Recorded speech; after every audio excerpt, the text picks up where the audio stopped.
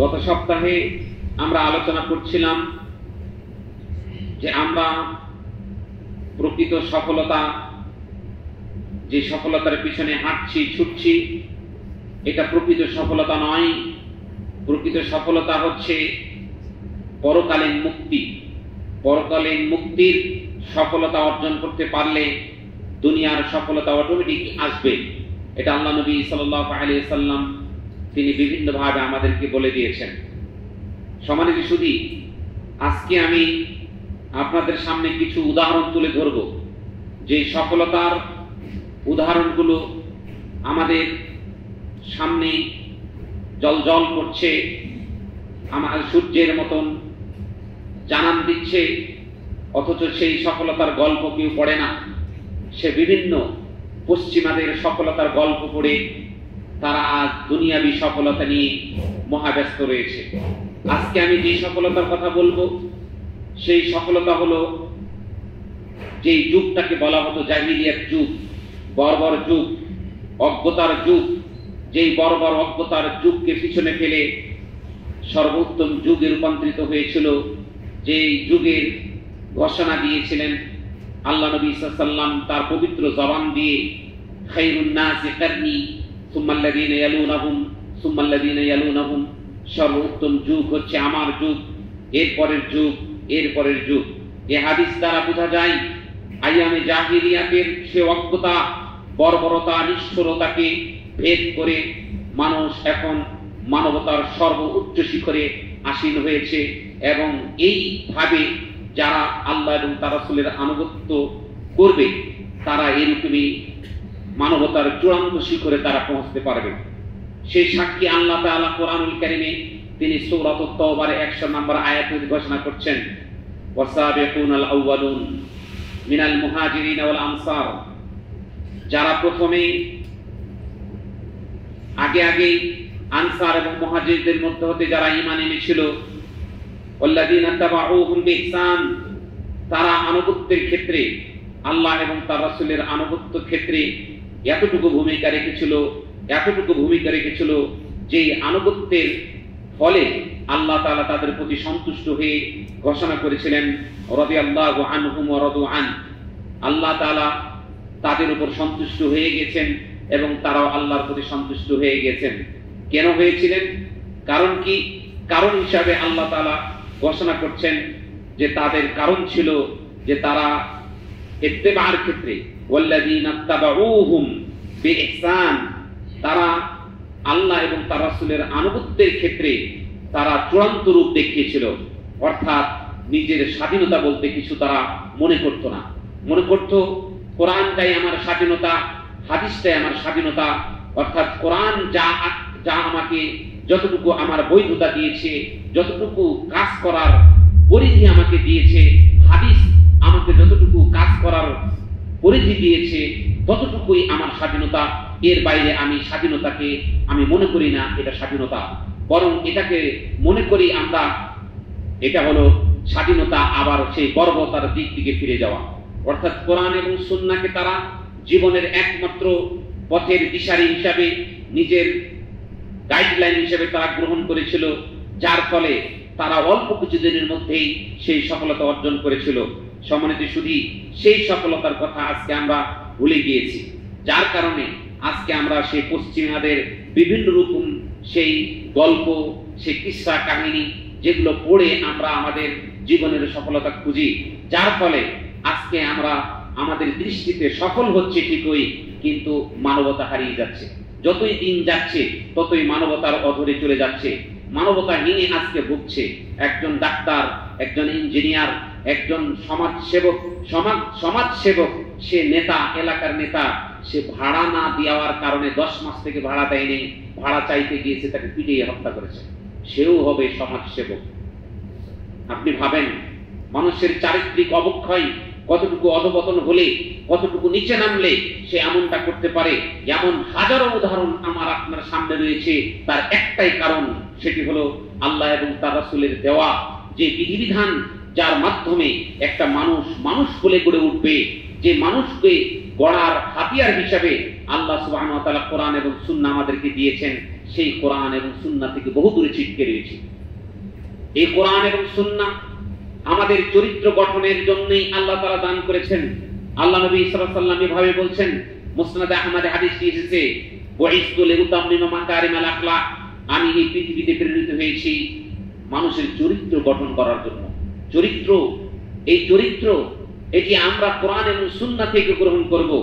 আমার মা আমার থেকে কেমন আচরণ পাবে, আমার পিতা আমার কাছ থেকে কেমন আচরণ পাবে, আমার সন্তান আমার কাছ থেকে কেমন আচরণ পাবে, আমার বাড়ির কাজের লোকজন আমার কাছ থেকে কেমন আচরণ পাবে, আমার বাড়ির প্রতিবেশীরা কেমন আচরণ পাবে। অর্থাৎ প্রত্যেকেরই হক আল্লাহ তাআলা সূক্ষ্মভাবে একেবারে খুঁটি নাকি হকগুলো আল্লাহ তাআলা আমাদের ভাগ করে দিয়েছেন। এই হকগুলো যখন আমরা জানবো, জেনে শুনে আমলে পরিণত করব, তখনই আমাদের সমাজে শান্তি ফিরে আসবে। নইলে আমরা যতই প্রতি বছর কত রকমের শান্তির পায়রা উড়াই, আসলে এটি একটা কুফরি মতবাদ, শিরকি মতবাদ। সে পায়রা উড়িয়ে নাকি শান্তি আনতে চায়। প্রত্যেক বছর ওই হুতুম পেঁচার বিভিন্ন ছবি অঙ্কন করে শুভ কামনা করে, তারা এর মাধ্যমে একটা মিছিল করে যে এর মাধ্যমে পিছনের যত গ্লানি আছে, যত মানুষের দুঃখ কষ্ট, যত রকমের সে অপসংস্কৃতি আছে, সবগুলো নাকি তারা পিছনে ফেলে আবার নতুন উদ্যমে আগাতে চায়। রাস্তাটাতে ভুল। যে রাস্তায় সফলতা আসবে, যে রাস্তায় আপনার শান্তি আসবে, সে রাস্তার দিকে তারা তাকায় না, সে রাস্তার দিকে তারা ঘুরেও দেখে না। আপনাকে আমি বলছি, আপনি দেশের বাইরে যাবেন, আপনাকে এয়ারপোর্ট যেতে হবে। এখন এয়ারপোর্ট যদি আপনার পশ্চিমে হয়ে থাকে, আপনি পূর্ব দিকে যদি 100 না 200 না, আপনি 500 গতিতে যদি ছুটে যান, আপনি পশ্চিমকালে সেই এয়ারপোর্টে পৌঁছতে পারবেন না। আমাদের সমাজটা, আমাদের সমাজের লোকজন এমনই, তাদের সমাজে শান্তি প্রতিষ্ঠা করার জন্য উল্টা দিকে তারা 500 কিলোমিটার বেগে তারা অন্য হয়ে ছুটছে, কিন্তু পশ্চিম কালেও তারা সেই শান্তির কাছে পৌঁছতে পারবে না। কারণ শান্তি যেখানে আছে, যেই শান্তির বাণী যেই কিতাবে রয়েছে, সেই কিতাবটা বছরে একবারও খুলে না। যেই কিতাবের মধ্যে অন্ধকার থেকে আলোর দিকে বের করার জন্য আল্লাহ তাআলা দান করেছেন, হুদাল লিন-নাস ওয়া বায়িনাতিন মিনাল হুদা ওয়াল ফুরকান, ন্যায় অন্যায়ের মধ্যে পার্থক্যকারী যে কিতাব, একজন আরেকজনের হককে যে কিতাব সংরক্ষণ করেছে, সেই কিতাব থেকে বহু দূরে ছুটে পড়ে চলে রয়েছে। সাহাবায়ে কেরামদের চরিত্র ছিল, আল্লাহ কি বলেছেন, রাসূল কি বলেছেন, সেদিকে তারা এতটা তারা দৃষ্টিপাত করত। আপনাকে একটা উদাহরণ দিই, দেখেন আপনি, আল্লাহ তাআলা একটা আয়াত নাযিল করলেন। কি আয়াত নাযিল করলেন? আল্লাহ তাআলা তিনি বলছেন, লিল্লাহি মা ফিস সামাওয়াতি ওয়াল আরদ, আসমান এবং জমিনে যা কিছু আছে সব কিছু আল্লাহ তাআলার। ওয়া ইন তুবদু মা ফি আনফুসিকুম, তোমাদের অন্তরে যা উদ্গত হয়, মনে মনে যা কিছু সংকল্প করো, পাপ পঙ্কিলতা ভালো যা কিছু সংকল্প করো, আল্লাহ তাআলা তার হিসাব নেবেন। ওয়া তুখফুহু, তোমরা যা কিছু তোমাদের উদ্গত হয়, অর্থাৎ তোমাদের ওয়া ইন তুবদু মা ফি আনফুসিকুম, তোমরা তোমাদের অন্তরের বিষয়গুলো তোমরা প্রকাশ করছো বা কিছু গোপন করছো, যাই করো না কেন, আল্লাহ তাআলা প্রত্যেকটার হিসাব নেবেন। সাহাবায়ে কেরাম এই আয়াত শুনে একেবারে ভয় ভীতু হয়ে গেলেন যে আমার অন্তরের মধ্যে এমন কতগুলো কল্পনা, খারাপ কল্পনা জাগলো যে অমুকের সম্পদটা যদি আমার হতো, অমুকের মেয়েটাকে যদি আমি বিয়ে করতে পারতাম, অমুকের সম্পদটা যদি আমার হয়ে যেত, এমন কল্পনা। এটা মানুষের তবিয়ত, এটা মানুষের একটা স্বভাবগত একটা কারণ, এটা হতে পারে। আল্লাহ তাআলার পক্ষ থেকে যখন এমন আয়াত নাযিল হলো যে তোমার মনের মধ্যে জাগ্রত কল্পনা, এই কল্পনাটারও যদি খারাপ কল্পনা হয়, সেটাও তোমাদের বিচার করা হবে। তোমরা যা প্রকাশ করছো তারও বিচার করা হবে। এমন বাণী শোনার পরে সাহাবায়ে কেরাম ভয়ে ভীত হয়ে গেলেন এবং মনে করলেন এটা তো বিরাট কঠিন ব্যাপার, এটা কিভাবে সম্ভব। বারবার সাহাবীরা আল্লাহ নবীর কাছে প্রশ্ন করতে লাগলো, ইয়া রাসূলুল্লাহ, এটা আমরা কিভাবে এটা কন্ট্রোল করব? এটা তো আমাদের আয়াতের বাইরে, আমরা তো এটা কন্ট্রোল করতে পারছি না। তখন আল্লাহ নবী সাল্লাল্লাহু আলাইহি ওয়াসাল্লাম তিনি রাগ হয়ে বললেন যে তোমরা কি আতুরিদুনা আন তাকুলু, তোমরা কি ওইরকম বলতে চাচ্ছ যেরকম কামা কালাম মান কাবলাকুম, তোমাদের পূর্ববর্তী যারা ছিল তারা বলেছিল, যখন তাদেরকে বলা হতো তোমরা আল্লাহর আনুগত্য করো, তোমাদের রাসূলের আনুগত্য করো, তখন তারা বলতো সামি'না ওয়া আসাইনা, শুনলাম আর বিরোধিতা করলাম, শুনলাম আর অবাধ্যতা করলাম।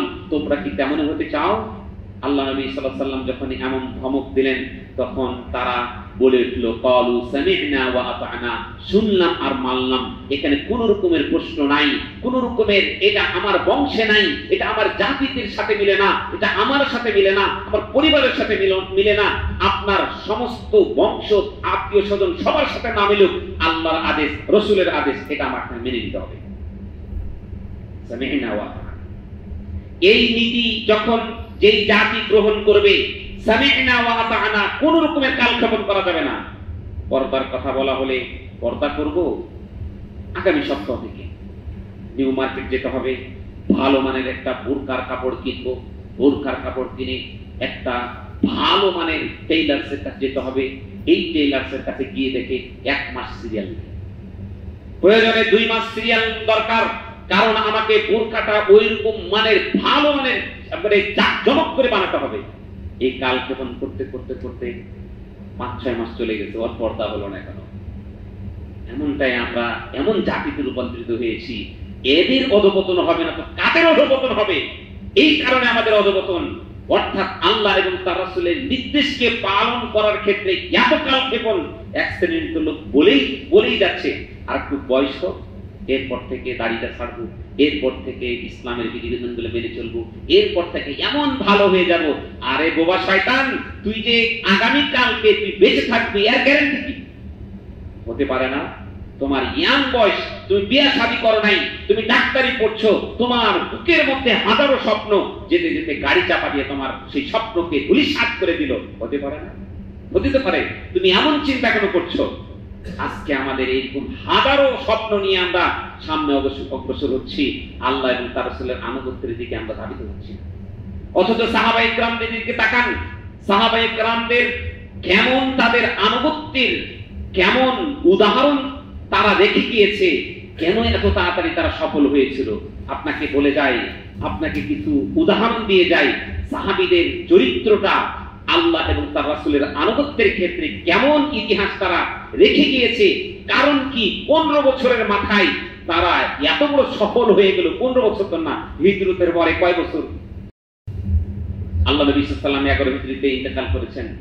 আপনার যখন বিদায় হজ্জের সময় 10 হিজরির শেষের দিকে যে আল্লাহ নবী সাল্লাল্লাহু আলাইহি ওয়াসাল্লাম তার উপরে যে আয়াত নাজিল হলো, কি যে আজকে তোমাদের উপর আমার এই দ্বীনকে পরিপূর্ণ করে দিলাম, আল-ইয়াওমা আকমালতু লাকুম দীনাকুম ওয়া আতমামতু আলাইকুম নি'মাতি ওয়া রাদিতু লাকুম ইসলাম দীনা।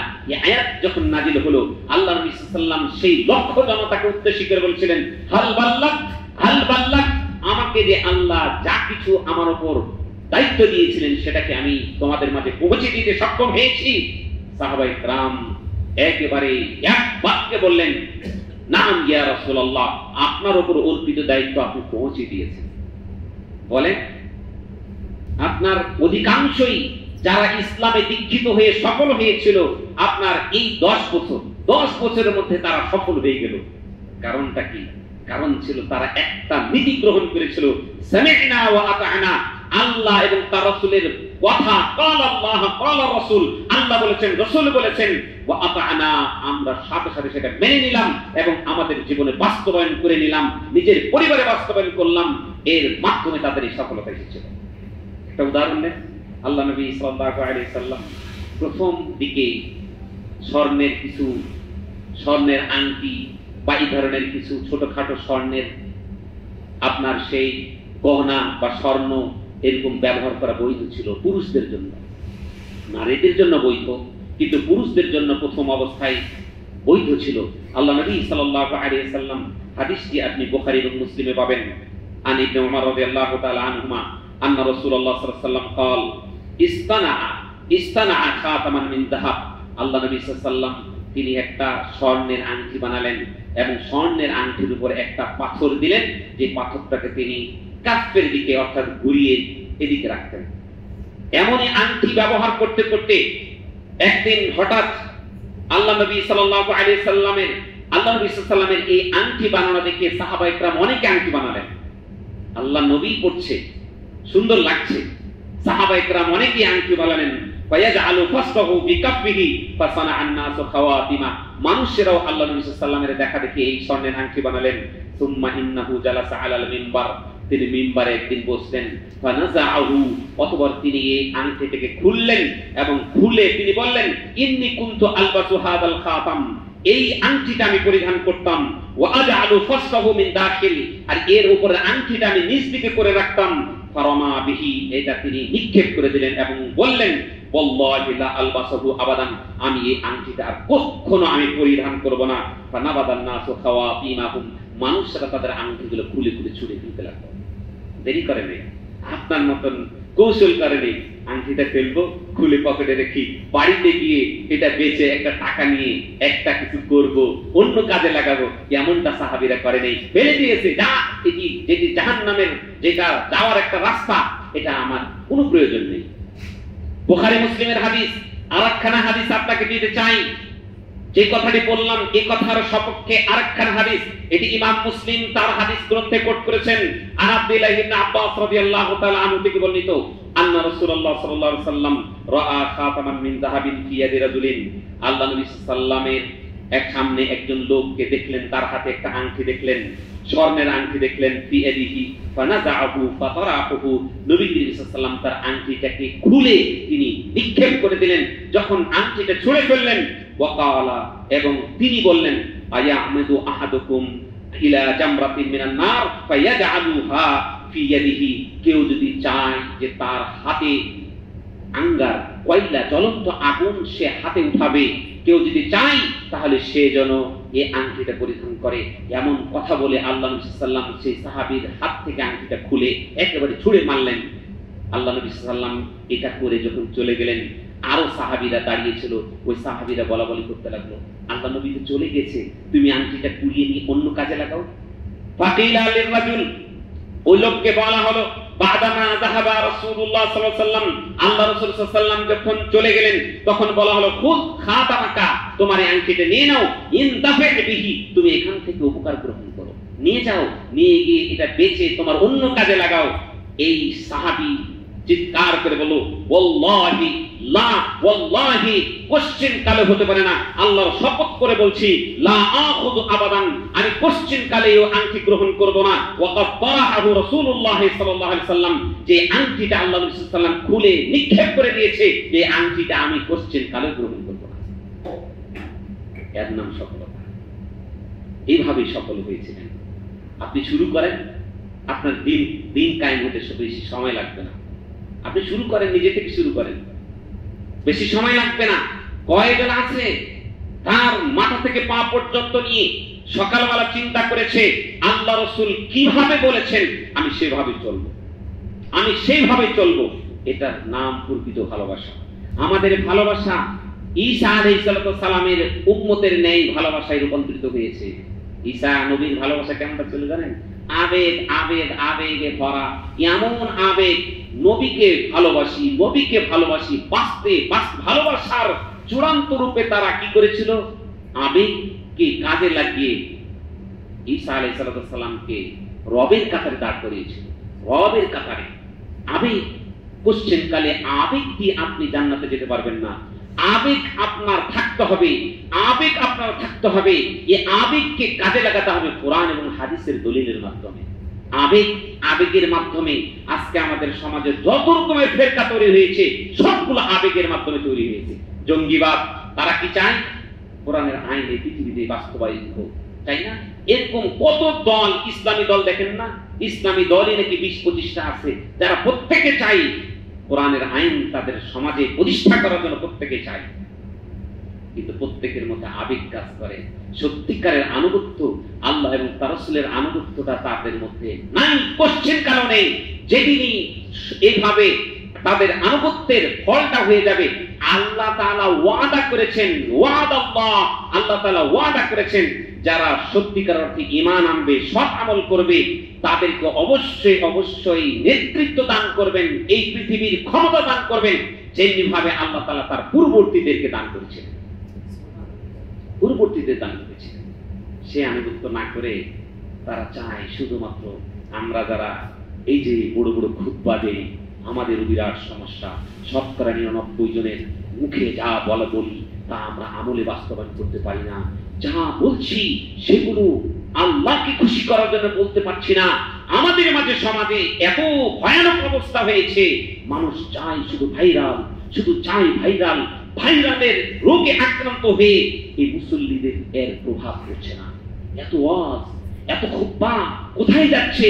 এত ওয়াজ নসিহত কোথায় যাচ্ছে? অন্যতম কারণ হলো আমরা যারা এই ফিল্ডে কাজ করি, 99% জন আলেমের তাকওয়া, আল্লাহ ভীরুতায় কাজ করছে না, যার ফলে আমাদের কথাগুলো এই সাধারণ মানুষের উপর প্রভাব পড়ছে। সম্মানিত সুধী, বড় আফসোসের কথা, সাহাবায়ে কেরামদের তাদের যে আনুগত্যের নমুনা, এমন নমুনা আপনাকে আমি বহু দিতে পারবো। এমনই কিছু নমুনা আপনাদের সামনে পেশ করার জন্য আজকে আমি এই বিষয়টাকে আমি তুলে ধরতে চাচ্ছি। এই বিষয়টাকে এভাবেই বলছি। আরেকটি হাদিস এসেছে, ইমাম দারিমি এবং আবু দাউদে হাদিসটা এসেছে। দেখেন, আল্লাহ নবী সাল্লাল্লাহু আলাইহি সাল্লাম, সবাই জানে হাদিসটা। আল্লাহ নবী সাল্লাল্লাহু আলাইহি সাল্লাম তিনি একদিন সালাত পড়ছিলেন। আবু সাঈদ খুদরি রাদিয়াল্লাহু তাআলা আনহু থেকে হাদিসটি বর্ণিত আছে। একদা আল্লাহ নবী সাল্লাল্লাহু আলাইহি সাল্লাম তিনি সালাত পড়ছিলেন। সালাত পড়া অবস্থায় আল্লাহ তাআলার পক্ষ থেকে ফেরেশতা এসে জানালো, হে মুহাম্মদ, তুমি যে জুতা নিয়ে সালাত পড়ছো সেই জুতার মধ্যে অপবিত্রতা লেগে গেছে। আল্লাহ নবী সাল্লাল্লাহু আলাইহি সাল্লাম সাথে সাথে তার জুতাটি তিনি খুলে রাখলেন। এভাবে আল্লাহ নবী সাল্লাল্লাহু আলাইহি সাল্লামের হাদিসটি এভাবে বর্ণিত হয়েছে যে কালা বাইনামা রাসূলুল্লাহ সাল্লাল্লাহু আলাইহি সাল্লাম ইউসাল্লি বিআসহাবিহি, আল্লাহ নবী সাল্লাল্লাহু আলাইহি সাল্লাম তার সাহাবীদেরকে নিয়ে সালাত পড়ছিলেন। ইয খালা'না আলাই, তিনি তার জুতা দ্বয়কে খুলে রাখলেন। ফাওয়াদাহুমা আলা ইয়াসারিহি, তার বাম দিকে জুতা দ্বয় খুলে রাখলেন। ফালাম্মা রাআ যালিকাল কওম, লোকজন দেখলো, আলকাউ নিআলাহুম, তারা তাদের জুতাগুলো খুলতে শুরু করলো। তাদের জুতাগুলো খুলে তারাও রেখে দিল। ফালাম্মা কাদা রাসূলুল্লাহ সাল্লাল্লাহু আলাইহি ওয়াসাল্লাম, নবী করিম সাল্লাল্লাহু আলাইহি ওয়াসাল্লাম যখন তার সালাত শেষ করলেন, তখন তিনি বললেন, মা হামালাকুম আলা ইলকাই নিআলিকুম, তোমাদের এই জুতা খুলতে কিসে উদ্বুদ্ধ করলো? কি কারণে তোমরা খুললে? তখন সাহাবীরা বলল, ক্বালু রাআইনা, আমরা দেখলাম, আলকাইতা নাআলাইকা, আপনাকে দেখেছি জুতা খুলতে, ফা আলকাইনা নিআলানা, আমাদের জুতা আমরাও খুলে দিলাম। কারণ খুঁজতে পেয়ে গিয়েছিল তারা। ইয়া রাসূলুল্লাহ, আপনি কেন খুললেন? আমরা খুলবো না। আমরা যদি খুলি, এই যে মাটি, মরুভূমির মাটি উত্তপ্ত, কারণ দেখতে গেছিলেন? কারণ দেখতে যায় নাই।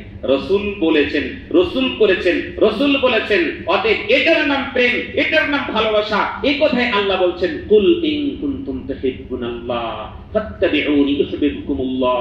হে আল্লাহ, হে নবী, তুমি বলে দাও, তোমরা যদি আল্লাহকে ভালোবাসতে চাও, আল্লাহর সাথে তোমরা যদি মহাব্বত ভালোবাসা গড়ে তুলতে চাও, ফাত্তাবিউনি, আমি মুহাম্মদের অনুসরণ করো, অনুকরণ করো। আতিউল্লাহ ওয়া আতিউর রাসূল, আল্লাহর অনুসরণ করো, রাসূলের অনুসরণ করো। ওয়ালা তুতিরু আমালাকুম, আর অনুসরণ না যদি করো তাহলে তোমাদের আমলগুলো নষ্ট হয়ে যাবে।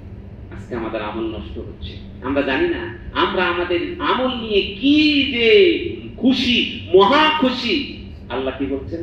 হাল নুনাব্বিকুম বিল আকসারিন আমালা আল্লাযীনা দাল্লা সাইয়ুহুম, যারা, আমি কি ওই আমলের দিক দিয়ে ক্ষতিগ্রস্ত লোকদের কথা কি তোমাদেরকে জানিয়ে দিব না, যারা তাদের সমস্ত প্রচেষ্টাকে পথভ্রষ্ট করেছে, অথচ তারা ধারণা করছে আমরা তো ভালো কাজ করছি, আমরা তো ভালো কাজ করছি, আমার দৃষ্টিতে ভালো কাজ করছি, আপনার দৃষ্টিতে ভালো কাজ করছি।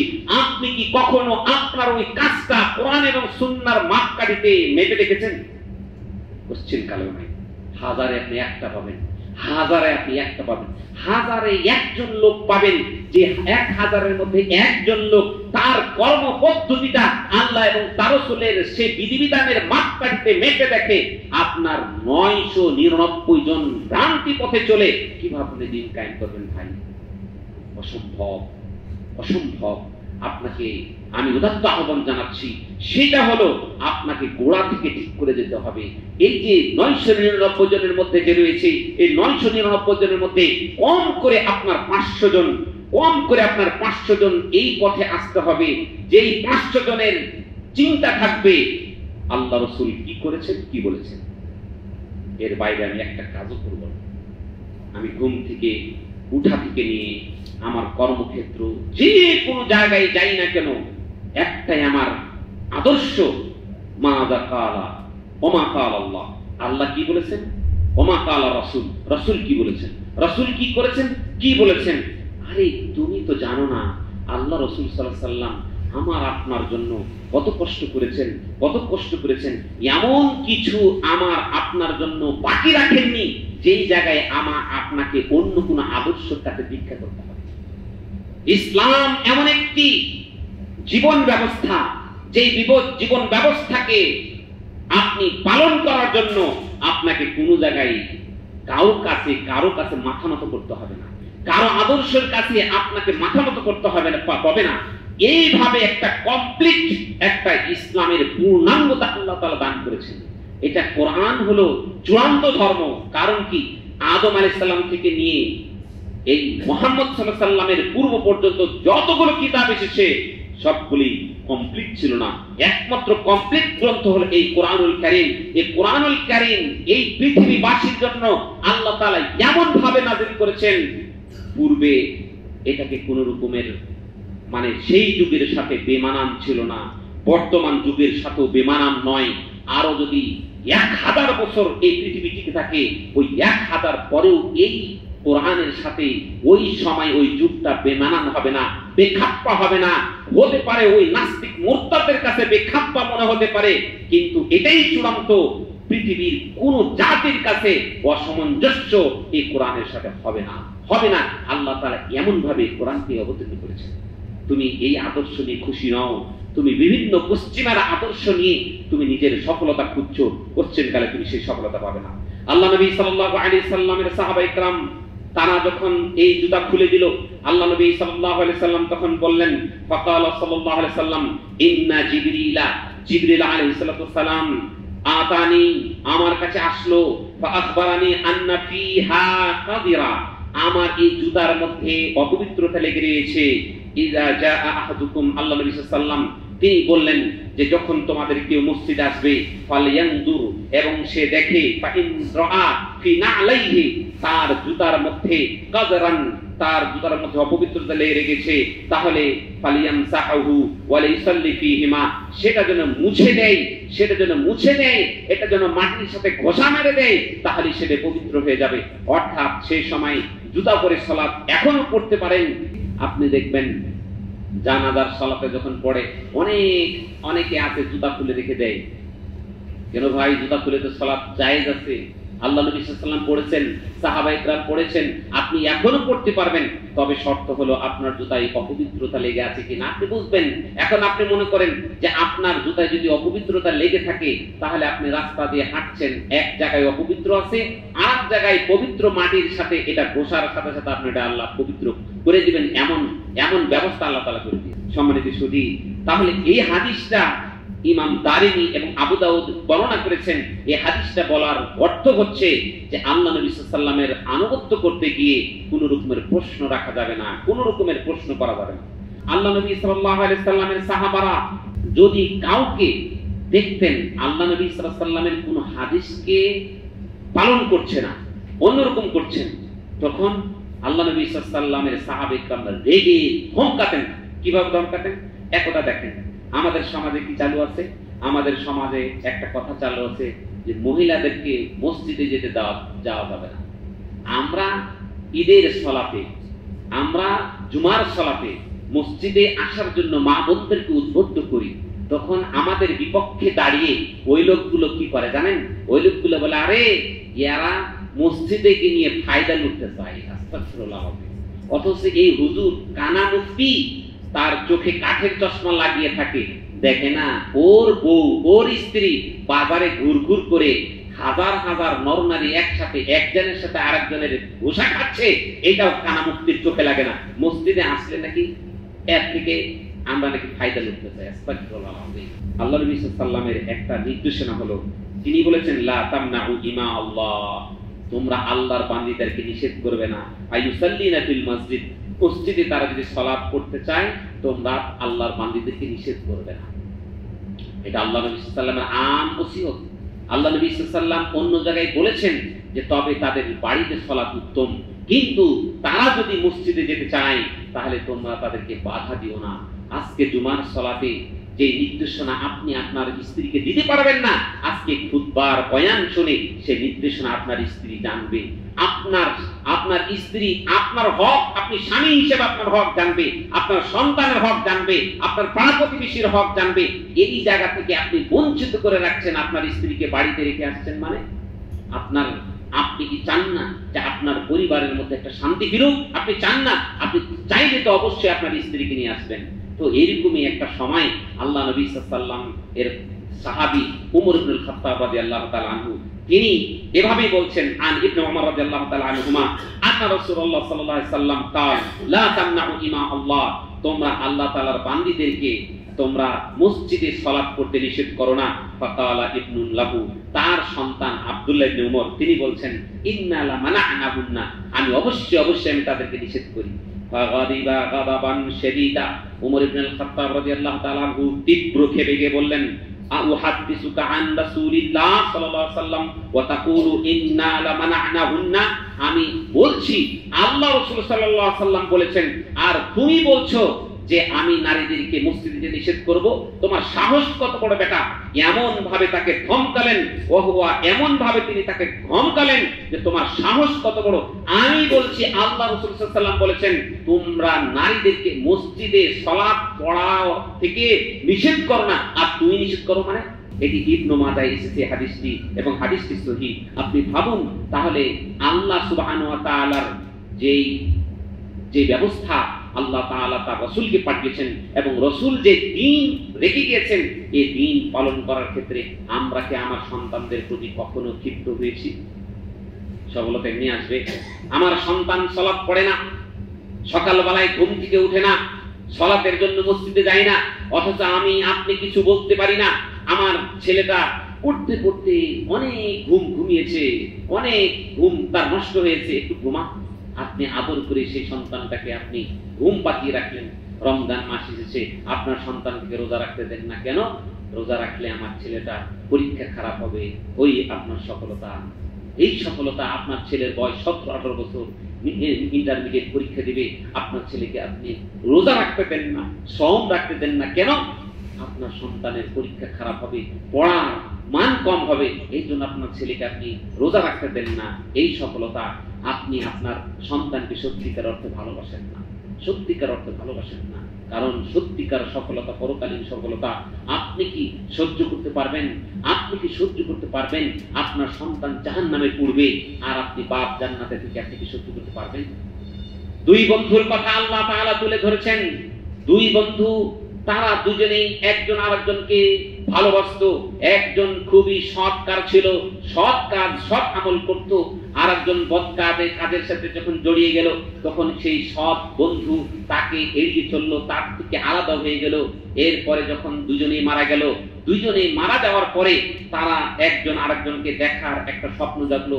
যেই বন্ধু জান্নাতে ছিল সেই জান্নাতি বন্ধু তার মধ্যে তার একটা আকাঙ্ক্ষা জাগলো যে আমার বন্ধুটা কেমন আছে একটু দেখি। তখন আল্লাহ তাআলা তাকে বললেন যে তুমি দেখো, জাহান্নামে উকি দাও। জাহান্নামে উকি দিয়ে দেখলো, ফারাআহু ফি সাওয়াইল জাহিম। আল্লাহ এভাবেই বলছেন যে অতঃপর সে তাকে দেখলো জাহান্নামের নিম্ন স্থানে সে বন্ধুটা রয়েছে। তখন সে বলতে লাগলো, আল্লাহ আমি তো একেবারে ধ্বংস হয়ে গেছিলাম, আমি তো এই ধ্বংসের কাছাকাছি আমি চলেই গেছিলাম। সম্মানিত সুধী, সুতরাং আপনি আপনার সন্তানকে ভালো কাজের জন্য আদেশ করেন না, ধমক দেন না, চেষ্টা করেন না। আপনি কেমন সফলতা চান আপনার পরিবারের মধ্যে? এইভাবেই আমরা আমাদের সফলতাকে হারিয়ে দিচ্ছি। দুনিয়ার সফলতাকে প্রতিটি সফলতা মনে করছি, আর পরকালীন সফলতাকে একেবারে সফল মনে করি না। জেনে রাখুন, আপনাকে জানিয়ে দিচ্ছি, এই সন্তান আপনার বিরুদ্ধে আল্লাহর কাঠগড়ায় বিচার দেবে। আল্লাহ বাবা হিসাবে যে ভূমিকা ছিল সে ভূমিকা পালন করে নাই। সুতরাং আমাকে জাহান্নামে দেওয়ার আগে আমার বাপকে আগে দিতে হবে, আমার মাকে আগে দিতে হবে, আমার নেতাদেরকে আগে দিতে হবে। এছাড়া আমি জাহান্নামে যাব না। আপনাকে ছাড়া সে পশ্চিমকালেও সেই সন্তান জান্নাতে যাবে না। আপনি তাহাজ্জুদের সালাত করে কপালকে কালো করে দিয়েছেন, হজ আর উমরা করতে করতে জীবনকে ফানা করে দিয়েছেন, একটাও কাজে আসবে না। কারণ ওই সন্তান আপনার দায়িত্বে ছিল এবং আপনার দায়িত্ব সম্পর্কে আপনি যতক্ষণ পর্যন্ত জবাব না দিবেন ততক্ষণ পর্যন্ত আপনাকে এক কদম সামনে আল্লাহ তাআলা আগাতে দিবেন না। জবাব দে, তোমার সময়টা কিভাবে ব্যয় করেছো, তুমি কিভাবে মাল ইনকাম করেছো, কিভাবে ব্যয় করেছো, এইভাবে আল্লাহ তাআলা আপনার জবাবদিহিতা নেবেন।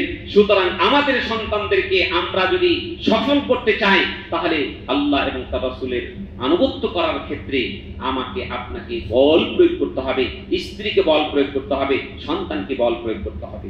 আল্লাহ নবী সাল্লাল্লাহু আলাইহি সাল্লাম আরেকজন সাহাবীর কথা আপনার সামনে আমি তুলে ধরতে চাচ্ছি। আল্লাহ নবী সাল্লাল্লাহু আলাইহি সাল্লামের একজন সাহাবী, তিনি দেখুন যে কিভাবে তারা দ্রুততার সাথে তারা কিভাবে আল্লাহ নবী সাল্লাল্লাহু আলাইহি সাল্লামের আনুগত্য তারা করত। দেখুন আব্দুল্লাহ ইবনে মাসউদ রাদিয়াল্লাহু তাআলা আনহু সাহাবী, বদরি সাহাবী, তিনি বলছেন কুনতু আদরিবু গোলামান লি বিসাউতি, আমি আমার এক গোলাম অপরাধ করার কারণে তাকে আমি লাঠি দিয়ে প্রচন্ড প্রহার করছি। ফাসামি'তু সাউতান মিন খালফি, পিছন দিক থেকে একটি আওয়াজ শুনলাম, ই'লাম আবা মাসউদ, ই'লাম আবা মাসউদ, ই'লাম আবা মাসউদ। পিছন দিক থেকে কে যেন একটা শব্দ আসছে। ফালাম আফহাম সাউতা, আমি সাউতকে আমি আওয়াজটাকে বুঝতে পারছিলাম না। কে যেন পিছন দিক থেকে বলছে, সাবধান, জেনে রাখো আবু মাসউদ, জেনে রাখো।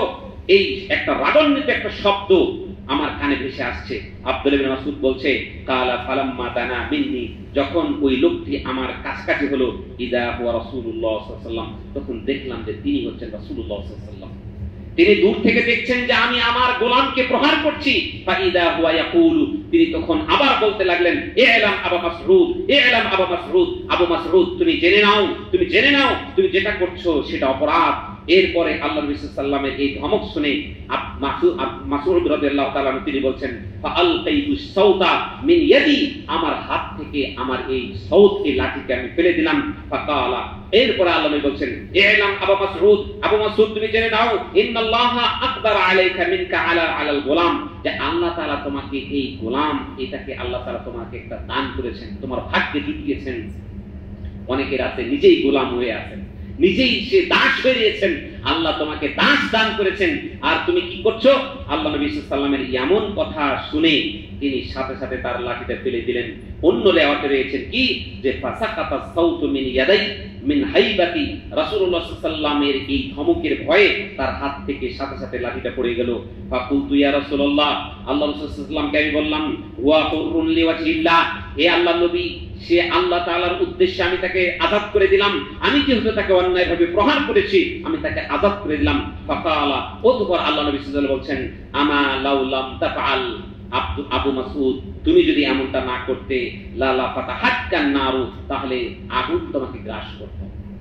তুমি অন্যায়ভাবে তোমার গোলামটাকে তুমি মারছো, প্রহার করছো, তুমি এটা যদি না করতে, অন্য ইয়াতে রয়েছে, ব্যাখ্যায় রয়েছে, আই আওলা মাসাক্কা আন-নারু, তোমাকে জাহান্নামের আগুন তোমাকে গ্রাস করত, জাহান্নামের আগুন তোমাকে স্পর্শ করত। রাওয়াহু মুসলিম, এই হাদিসটি ইমাম মুসলিম তিনি কোট করেছেন। সম্মানিত সুধী, এই হাদিস থেকে কি বুঝলেন? হাদিস থেকে কি বুঝলেন? আপনি অন্যায়ভাবে কাউকে মারছেন, মারা যাবে না। আপনি কতটুকু আল্লাহ নবী সাল্লাল্লাহু আলাইহি ওয়াসাল্লামের সে বিদ্যা থেকে একেবারে কতটুকু মানে নাদান। আল্লাহ নবী সাল্লাল্লাহু আলাইহি ওয়াসাল্লাম বলছেন, একজন মুসলমান আরেক মুসলমানের জন্য অস্ত্র দেখানো হারাম। অস্ত্র তো প্রয়োগ করবেন এটা দূরের কথা, বলতে পারবেন না আয় তোকে এটা দিব, এটা পর্যন্ত আল্লাহ নবী সাল্লাল্লাহু আলাইহি ওয়াসাল্লাম একজন মুসলমান আরেক মুসলমানের জন্য হারাম করেছেন। আর আপনি পিটায়া নির্মম ভাবে আপনি হত্যা করছেন। কোথায় সেই দ্বীনের আলোচনা? কোথায় আল্লাহ নবী সাল্লাল্লাহু আলাইহি ওয়াসাল্লাম বলেছেন এদের জন্য, আল কাতিলু ওয়াল মাকতুলু কিলাহুমা ফিন-নার, হত্যাকারী এবং হত্যাকৃত উভয় জাহান্নামী। আল্লাহ নবী সাল্লাল্লাহু আলাইহি ওয়াসাল্লামের হাদিস শুনে বললেন, ইয়া রাসূলুল্লাহ, আল কাতিল ওয়াল মাকতুল যাকে হত্যা করা হলো সে কেন জাহান্নামী হবে? কাতিল হতে পারে, হত্যাকারী হতে পারে, তাহলে যাকে হত্যা করা হয়েছে সে কেন জাহান্নামী হতে পারে? আল্লাহ নবী সাল্লাল্লাহু আলাইহি ওয়াসাল্লাম বলছেন, আচ্ছা বলো তো, যিনি হত্যা করেছেন আর যিনি হত্যা যিনি হত্যা হয়েছেন উভয়ে চেয়েছিল না একজন আরেকজনকে হত্যা করতে, একজন পেরেছে আরেকজন পারে নাই, একজন পেরেছে আরেকজন পারে নাই, এই জন্য উভয় জাহান্নামে যাবে। অর্থাৎ তাদের উদ্দেশ্য ছিল দুনিয়ার স্বার্থ, লোভ, লালসা। একজন মুসলমান আরেক মুসলমানের বিরুদ্ধে লড়াই করেছে, অতএব তারা উভয়ই জাহান্নামে। আল্লাহ নবী বলেছেন। এমন হাদিস আমি বলার পরে ওই যে দেখেছিলেন না, ওই যে সাদ আর জুবাইর গ্রুপ সেই টঙ্গীর ময়দানে মারামারি করে মারা গেল 3 জন 4 জন। একজন আরেকজন বলছে শহীদ হয়ে গেছে, শহীদ হয়ে গেছে, আরেকজন বলছে একে জাহান্নামের চৌরাস্তা পাঠিয়ে দিয়েছি। বুঝেন, উভয় দল মুসলমান, এরাও আল্লাহর আনুগত্য করছে, এরাও রাসূলের আনুগত্য করছে। দেখেন, সঠিক ইসলাম না জানা থাকলে, সঠিক দিন না জানলে, আপনার ধরেন সে আওয়ামী লীগ বিএনপি মারামারি করে মরে গেছে, গৌতম করছে শহীদ গৌতম রাহিমাহুল্লাহ। মানে দিন কি জিনিস বুঝে না, যে শহীদ কখন হয়, একজন আরেকজনকে হত্যা করলেই, একজন আরেকজনকে হত্যা করলেই শহীদ হয়ে যায়। আল্লাহ নবী বলছেন আল কাতিল ওয়াল মাকতুল কিলাহুমা ফিন্নার, যে হত্যা করলো আর যাকে হত্যা করা হলো উভয় জাহান্নামী। কারণ তাদের লড়াই ছিল তাদের স্বার্থের লড়াই, একজন আরেকজনের আধিপত্য বিস্তার করার জন্য, একজন আরেকজনের মালকে হরণ করার জন্য তাদের উভয়ের লড়াই ছিল। একজন আরেকজনের উপরে সে বিজয়ী হয়েছে, আরেকজন চেষ্টা করেছিল, ও চেষ্টা করেছিল, অতএব সেও জাহান্নামী, মরেও জাহান্নামী হবে, আর বেঁচে আছে সে মরলে সে জাহান্নামী হবে। সম্মানিত সুধী, আজকে আমরা দিন ভালো করে না বুঝার কারণে এরকম কত শহীদ সেই মরে মরে আপনি পড়ে থাকতে দেখবেন। আল্লাহ রাসূল সাল্লাল্লাহু আলাইহি ওয়াসাল্লামের সত্যিকারের শহীদ না জানার কারণে একজন মুসলমান আরেক মুসলমানের রক্ত চুষে চুষে খাচ্ছে। আপনি কি জানেন আব্দুল্লাহ ইবনে জুবাইর রাদিয়াল্লাহু তাআলা আনহু, তিনি সে মক্কার প্রান্তে হাজ্জাজ বিন ইউসুফ তাকে দীর্ঘদিন অবরোধ করে রেখেছিল, দীর্ঘদিন অবরোধ করে নির্মম ভাবে তাকে হত্যা করেছিল, নির্মম ভাবে যেন হত্যা করেছিল সেই মারওয়ান ইবনে হাকাম, মনে হয় যে সে ছিল একজন গভর্নর, তাকে পাঠিয়ে আব্দুল্লাহ ইবনে জুবাইর রাদিয়াল্লাহু তাআলা আনহুকে নির্মম ভাবে হত্যা করেছিল।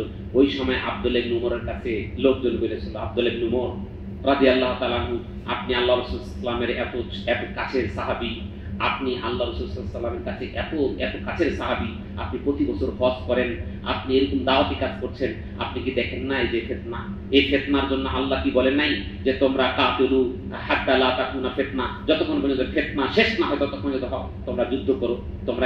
তুমি কি এই আয়াত পড়ো নাই? তখন আব্দুল্লাহ ইবনে উমর উত্তর দিয়েছিলেন যে হ্যাঁ, আমরা এই যুদ্ধ আল্লাহ নবী সাল্লাল্লাহু আলাইহি ওয়াসাল্লামের জামানায় করে এসেছি। এই যুদ্ধ মানে হলো এক কাফের এক মুসলমান আরেক মানে কাফেরের বিরুদ্ধে যুদ্ধ, এটা এক মুসলমান আরেক মুসলমানের সাথে নয়। তিনি বলছেন আমি যদি এখানে এই যুদ্ধে লিপ্ত হই, তাহলে আমি আল্লাহ তাআলা যেই যুদ্ধের কথা বলেছেন সেই যুদ্ধে আমি এটা আল্লাহ তাআলার মানে গায়রুল্লাহকে প্রতিষ্ঠা করার জন্য, আল্লাহ তাআলার দ্বীনের বাইরে অন্য কিছুকে প্রতিষ্ঠা করার জন্য আমি এই যুদ্ধে জড়িয়ে যাব, অতএব এখানে আমি জড়াবো না। আল্লাহ নবী সাল্লাল্লাহু আলাইহি ওয়াসাল্লাম সাহাবী, এই নীতিতে আপনি যদি চলেন তাহলে এই পৃথিবীতে যে হাঙ্গামা, যে অনাচার হচ্ছে, এই অনাচার হওয়ার সুযোগ থাকবে না। সম্মানিত সুধী, তা আমি আপনাকে বলছিলাম যে আল্লাহ নবী সাল্লাল্লাহু আলাইহি ওয়াসাল্লামের সাহাবে کرام তাৎক্ষণিক তারা রাসূল সাল্লাল্লাহু আলাইহি ওয়াসাল্লামের নির্দেশ পালনের ক্ষেত্রে কতটুকু তারা সচেতন ছিল একটুখানি ভাবুন। সম্মানিত সুধী, এবার আসুন আল্লাহ নবী সাল্লাল্লাহু আলাইহি ওয়াসাল্লামের উপরে আয়াত নাযিল হয়ে গেল, পর্দার আয়াত। উম্মুল মুমিনিন আয়েশা রাদিয়াল্লাহু তাআলা আনহা থেকে বর্ণিত, তিনি বলেন, উম্মু সালামা রাদিয়াল্লাহু তাআলা তিনি বর্ণনা করছেন যে আয়েশা রাদিয়াল্লাহু তাআলা আনহা থেকে বর্ণিত আন্নাহা ক্বালাত, তিনি বলছেন ইয়ারহামুল্লাহু নিসাআল মুহাজিরাতাল আউয়াল, সেই প্রথম যেই মুহাজির নারীরা ছিল তাদের প্রতি আল্লাহ তাআলা রহম নাজিল করুন, আল্লাহ তাআলা দয়া নাজিল করুন। লিমা আনজালাল্লাহু আযজা ওয়া জাল, যখন আল্লাহ তাআলা নাজিল করলেন ওয়ালি ইয়াদরিবনা বিখুমুরিহিন্না আলাইহিনা আলা জুয়ুবিহিন্না, যখন তাদের উপর আয়াত নাজিল হলো তারা যেন তাদের চাদর, তাদের বক্ষ, তাদের মাথার উপর যেন তারা আবৃত করে নেয়। পর্দার আয়াত নাজিল হয়ে গেল, তোমাকে এমন ভাবে তোমার শরীরের উপর কাপড়কে আবৃত করতে হবে যাতে করে তোমার অঙ্গ, উঁচু নিচু অঙ্গের কোনো কিছু যেন দেখা না যায়, বোঝা না যায়। আজকে তো আমরা পর্দা করি ফ্যাশন, বাজারে গেলে, বোরখার দোকানে গেলে আপনি বোরখা পাবেন না, সব ফ্যাশনে ভরা। আপনি যেই 2-4 জনকে দেখবেন যে 100 জন নারী যদি পর্দা করে, 98 জন নারীর সেই বোরখার মধ্যে একটা ফিতা দেখবেন, যে ফিতাটা কি জন্য দিয়েছে জানেন? যখন পরবে পরে টাইট করে পিছন দিক দিয়ে বাঁধবে যে তার পেটের ভাঁজগুলো পর্যন্ত দেখা যায়। এটা না দেখালে তো কিসের বোরকা বললো, ফ্যাশন হলো। আপনার ওড়নার যে ডিজাইন, আপনার মাথায় যে ওড়নায় কতটা ভাঁজ করে সে দেয়, এটা একটা রয়েছে, প্রশিক্ষণ রয়েছে যে কিভাবে তুমি উপরে ওড়না পরবা। এই হচ্ছে ভাই, এটা পর্দা নয়, এটা হলো তামাশা। পর্দার মানে তামাশা। দেখুন আল্লাহ নবী সাল্লাল্লাহু আলাইহি ওয়াসাল্লামের সাহাবী নারীরা কিভাবে পর্দা করেছিল। আল্লাহ নবীর পক্ষ থেকে যখন ঘোষণা আসলো, পর্দার আয়াত নাজিল হয়ে গেল, নাজিল হওয়ার সাথে সাথে দেখুন শাতাকানা আত্তাকা মুরুতিহিন্না ফাস্তামারনা বিহা। আল্লাহ নবী সাল্লাল্লাহু আলাইহি ওয়াসাল্লামের সেই সাহাবী নারীরা এই আয়াত যখন শুনলো যে তোমরা তোমাদের নারীদেরকে পর্দা করতে বলো, তাদের উপরে গায়ের উপর যেন তাদের মাথাটা ঢেকে বক্ষ পর্যন্ত ঢেকে যায়, এমন পর্দা করার যখন নির্দেশ আসলো, সাকাতনা তারা ছিঁড়ল, আত্তাফা মুরুতিহিন্না তাদের যে চাদর ছিল সেই চাদরের এক পার্শ্ব তারা ছিঁড়াছিঁড়ি শুরু করে দিল। কি করলো?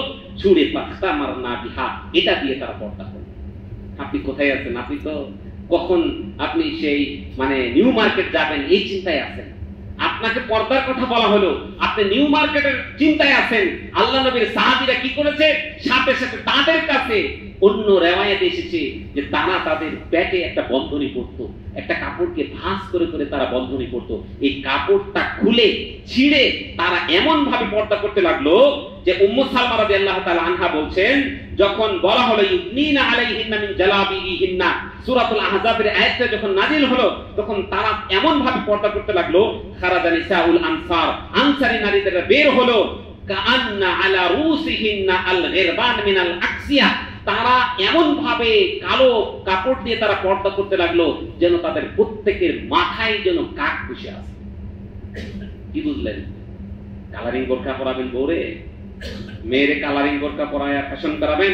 আল্লাহ নবী সাল্লাল্লাহু আলাইহি ওয়াসাল্লামের সাহাবীরা ওই সময় কালো কাপড় দিয়ে এমন ভাবে তারা পর্দা করলো যেন আল্লাহ নবী সাল্লাল্লাহু আলাইহি ওয়াসাল্লামের এই উম্মু সালামা রাদিয়াল্লাহু তাআলা আনহা বলছেন যেন এই নারীদেরকে আর চিনা গেল না, আয়েশা আর ফাতেমা আর জাইনাবকে কাউকে চেনা গেল না। মনে হলো এরা সবাই এদের মাথায় কালো কাক বসে গেছে, কাউকে আর চেনা গেল না। আপনি আপনার কন্যাকে 18 বছর বয়স, আপনার কন্যাকে সাজিয়ে গুজিয়ে রাস্তায় আপনি শোডাউন করতে করতে যাচ্ছেন, আর আপনার বয়স হচ্ছে 70 বছর, বুরকা পরে ঢেকে ঢুকে বের হচ্ছে। আমি একদিন কৌতূহলকে জিজ্ঞাসা করলাম, খালা যার পর্দা করার কথা তাকেই তো দিলেন না। বাবা এখনো বিয়ে শাদী হয় নাই, এই মেয়েটার বিয়ে শাদী হোক তখন পর্দা করবে, এখন যদি ঢেকেই থাকে তো মানুষে দেখবে কি, পছন্দের ব্যাপার স্যাপার আছে না। এই হলো আমাদের নীতিমালা, এই হলো আমাদের ইসলাম। আস্তাগফিরুল্লাহ আযীম। যেখানে আল্লাহ সুবহানাহু ওয়া তাআলা যে নারীদের বয়স আপনার 60 50-60 হয়ে যাবে, ওই নারীদের আর অন্য জায়গায় বিবাহ করার আর কোনো আশঙ্কা থাকে না। এই নারীদের পর্দার ক্ষেত্রে শিথিলতা রয়েছে, তারা ইচ্ছা করলে তারা মুখ খুলে হাঁটতে পারবে, মুখ খুলে চলতে পারবে, এটা ইসলাম। তবে ঢেকে চলাটা উত্তম, তারা মুখ খুলে রাখতে পারবে, ইসলামে ছাড় দিয়েছেন। অথচ এই বুড়া মহিলাটাকে এমন ভাবে পর্দা করে ঢেকে যাচ্ছে, মনে হচ্ছে না জানি কোন রূপসী রাজকন্যা, অথচ যেটা রূপসী রাজকন্যা এটিকে ছোট একবারে কি বলবো সরু। আপনি একজন মানুষের আত্মমর্যাদা গায়রত দেখে বুঝতে পারবেন, তার পরিবারের সদস্যদেরকে দেখে আপনি বুঝতে পারবেন।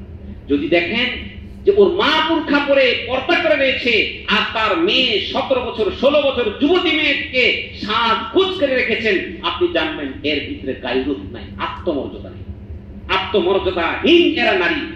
এদের দ্বারা সফলতা কোশ্চেনকালে আসবে না, এদের পেট থেকে ভালো কিছু বের হবে না, এদের পেট থেকে ভালো কিছু বের হবে না, এদের পেট থেকে বের হবে এরকম নোংরা মন মানসিকতার লোক, যারা সমাজকে ধ্বংস করবে, যারা পরিবারকে ধ্বংস করবে, যারা বাপের অধিকারকে ছিনিয়ে খাবে, যারা মায়ের অধিকারকে ছিনিয়ে খাবে।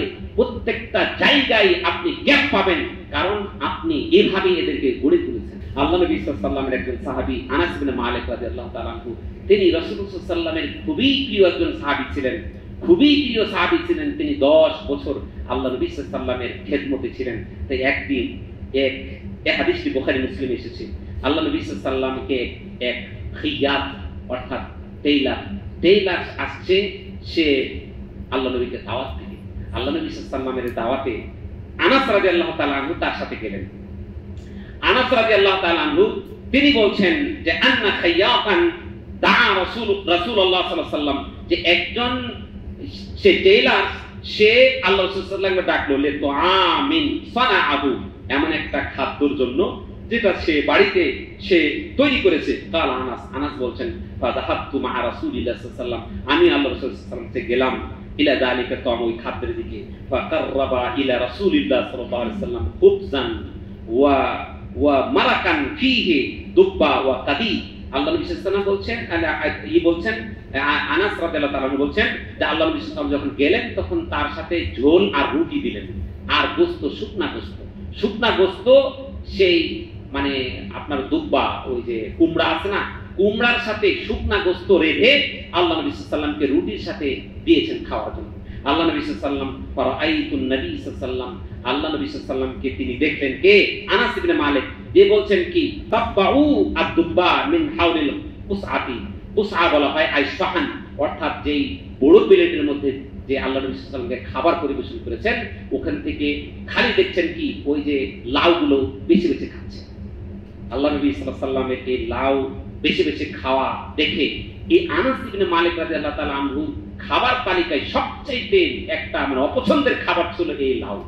তিনি এটা দুচোখের করে দেখতে পারতেন না, মানে এটা তো খাবারের কথা, উনি সামনে দেখলেই উনার ভিতরে একটা কেমন জানি মানে একটা রুচিবোধ নষ্ট হয়ে যেত। যখন আল্লাহ নবীকে দেখলেন যে এইভাবে বেশি বেশি লাউটা খাচ্ছেন, আনাস ইবনে মালিক রাদিয়াল্লাহু তাআলা তিনি বলছেন ফালাম আজাল উহিব্বুদ দুব্বা, এরপর থেকে আমি এই লাউকে এতটা পছন্দ করতে লাগলাম মিনি ইয়াউমাইদিন, এই দিন থেকে, যে এর থেকে আর প্রিয় তরকারি আমার আর থাকলো না। এটার নাম রাসূল ভালোবাসা। শুধু নবীর নাম শুনে করে চোখে মুছে নেবেন, এটার নাম নবী প্রেম নয়।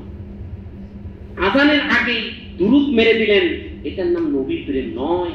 নবী প্রেম মানে হলো আল্লাহ রাসূল কি বলেছেন, কি করতে বলেছেন। মসজিদে ঢুকবো, পাটা আগে দিব না ডানে দিব, আগে দিব না পরে দিব, বাম পাকে দিব না ডান পাকে দিব। টয়লেটে ঢুকবো, আগে বাম পা না আগে ডান পা, এটা তো একটা বড় বিষয়। আপনি যে মাথাটা সিধি করবেন, সিধি করার সময় চিন্তা করবেন আমার রাসূল ডান দিক থেকে করেছেন বাম দিক থেকে করেছেন। আরে বেটা, এটা তো আরো বড় বিষয়। তুমি জামাটা পরিধান করার সময় চিন্তা করবে আল্লাহ রাসূল ডান হাত আগে ঢুকিয়েছে না বাম হাত আগে ঢুকিয়েছে। জুতাটা পরার সময় তুমি আগে ডান পা দিবা না বাম পায়ে দিবা। এমন ছোট খাটো থেকে নিয়ে বড় বিষয়গুলো, প্রত্যেকটা বিষয়ে আল্লাহর রাসূলের আনুগত্য করার নাম হলো রাসূল প্রেম। আর মৌখিক জবানে এত রাসূল প্রেম শুধুমাত্র দেওয়ালে লিখে আশেকে রাসূল লিখে দিয়েছে, রাস্তা রাস্তায় বিলি টানছে। ওয়াল্লাহি করে বলছি এই আশেকে রাসূল না হলে ফাসেকে রাসূল। ফাসেক রাসূল বুঝেন? রাসূলের বিরুদ্ধাচরণকারী, রাসূলের মিথ্যাচরণকারী। পশ্চিম দিকে সে সালাত মুখ করে দেখে না, পবিত্র কি জিনিস বুঝে না, অথচ দেওয়ালে দেওয়ালে লিখে পড়ছে আশেকে রাসূল, আশেকে রাসূল। রাসূল প্রেম আনুগত্যের মধ্যে রয়েছে। আপনি যত আনুগত্যশীল হবেন তত রাসূলের প্রেম আপনার মধ্যে আছে। এটা হলো আল্লাহ কোরআনে বলেছেন, কুল ইন কুনতুম তুহিব্বুনাল্লাহ ফাত্তাবিউনি ইউহিব্বুকুমুল্লাহ। এ নবী বলুন, যদি তোমরা আল্লাহকে ভালোবাসতে চাও তাহলে রাসূলের আনুগত্য করো। সম্মানিত সুধী, সর্বশেষ আপনাকে বলে যাচ্ছি, সফলতার যেই মহান বাণী আল্লাহ তাআলা দিয়ে দিয়েছেন, এই আয়াতের অনুবাদ করে শেষ করব। কাদ আফলাহাল মুমিনুন, আল্লাহ তাআলা বলছেন মুমিনরা সফল হয়ে গেছে। কারা? আল্লাযীনা হুম ফি সালাতিহিম খাশিউন, যারা সালাতের মধ্যে বিনয়ী, নম্র, খুশু নিয়ে, একগ্রতা নিয়ে আল্লাহ তাআলাকে মনে করে আমি আল্লাহকে দেখছি, এমন একগ্রতা নিয়ে যখন কেউ সালাত পড়বে, সেই সালাতে কায়েম যারা করবে তারা সফল হয়ে গেছে। ওয়াল্লাযীনা হুম আনিল লাগবি মুরিদুন, যারা অনর্থক কথা, অশ্লীল কথা, কটু বাক্য থেকে বিরত থাকে তারা সফল মুসলিম মুমিন। ওয়াল্লাযীনা হুম লিযাকাত ফাঈলুন, যারা যাকাত আদায় করে তারা সফল মুসলিম। ওয়াল্লাযীনা হুম লিফুরুজিহিম হাফিজুন, যারা তাদের লজ্জাস্থানকে হেফাজত করে, তাদের চোখের জেনা, হাতের জেনা, লজ্জাস্থানের জেনা থেকে যারা বেঁচে থাকে তারা সফল হয়ে গেছে। আল্লাহ তাআলা তারপরে বলছেন ফামানিত্তাকা ওয়া আযালিকা ফাউলাইকা হুমুল আদুন, যে ব্যক্তি এগুলোর বিপরীত দিকে হাঁটবে তারাই হচ্ছে সীমালঙ্ঘনকারী ওয়াল্লাযীনা হুম লিআমানাতিহিম ওয়া আহদিহিম রাউন, যারা তাদের আমানত সংরক্ষণ করে, তাদের ওয়াদা অঙ্গীকার ঠিক রাখে, তারাও সফল মুসলিম। ওয়াল্লাযীনা হুম আলা সালাওয়াতিহিম ইউহাফিজুন, যারা তাদের সালাতকে হেফাজত করে, পাঁচ ওয়াক্ত সালাত আদায় করে, এরাও হলো সফল মুসলিম। উলাইকা হুমুল ওয়ারিসুন, এরাই হলো সত্যিকার অর্থে জান্নাতের উত্তরাধিকারী। আল্লাযীনা ইয়ারিসুনাল ফিরদাউস, এরা হলো ফেরদাউস জান্নাতের, এরাই হলো উত্তরাধিকারী। আমাদের সমাজে এক শ্রেণীর টাক্কা, কি বলবো, এই টাক্কা শয়তান, তারা বলে জান্নাতে যাওয়ার জন্য যে সালাত পড়লে যে জান্নাতে যাবে, এর কোনো নাকি কোরআনে বর্ণনা নাই। আল্লাহ তাআলা কি বলছেন? যারা পাঁচ ওয়াক্ত সালাতকে হেফাজত করবে এরা জান্নাতে ফেরদাউসের উত্তরাধিকারী হবে। এটা চোখে পড়ে না? মানুষকে সালাত বিমুখী করার জন্য এরকম কত রকমের কথা তারা বর্ণনা দেয়। আল্লাহ তাআলা আমাদের হেদায়েত দান করুক, এবং আল্লাহ তাআলা যে সফলতার কথা বলেছেন এই সফলতার দিকে আপনি ছুটে যান। এই সফলতাই একমাত্র সফলতা, যেটা আপনি দুনিয়া এবং আখিরাতে সফল হবেন।